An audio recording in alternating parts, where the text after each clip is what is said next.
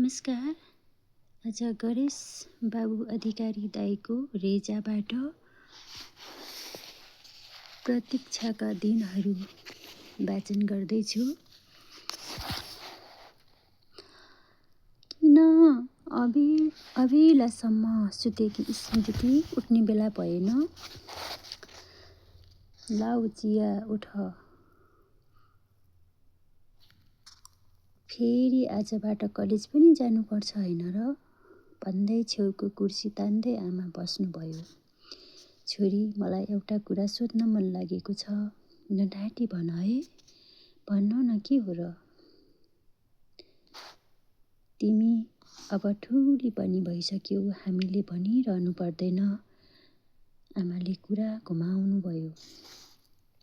होइन, सोझै भन्नु न आमा।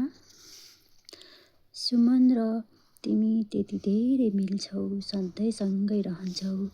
तिमीहरूको त्यस्तो अरू केही त छैन नि? म त छोरीको आमा हुँ।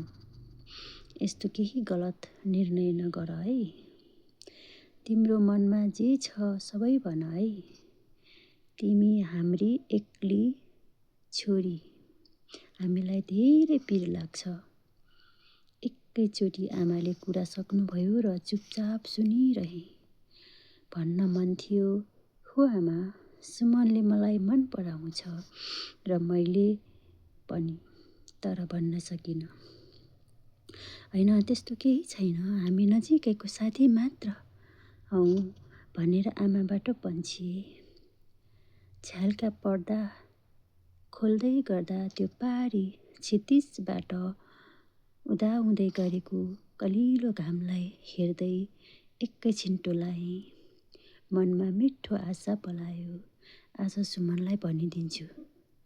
हो सुमन, म पनि तिमीलाई माया गर्छु। जिउन जान्यो भने त जिन्दगी पल पल मिल्दो रहेछ। मृत्यु त एकपटक मात्र न हो। यसलाई मिठासपूर्ण तरिकाले जिउनु सिक्नु पर्ने रहेछ। मनमनै मिठा सपनाहरू बुने त्यतिकै खुसीले मन फुरुङ्ग भयो अनि म फ्रेस हुन गएँ। श्रृङ्गार त्यति मन नपराउने म, तर आज किन अलिकति श्रृङ्गार गर्न मन लाग्यो। धेरै समय लगाएर श्रृङ्गार गर्दै कलेज जाने समय पनि भएछ। हतार सुमनलाई फोन गरेँ, तर उसले फोन उठाएन।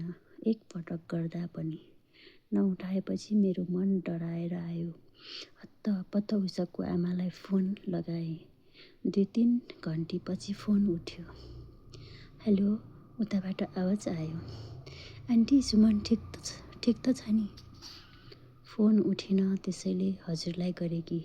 आन्टीले हाँस्दै भन्नुभयो, किन आत्तिएकी यसरी?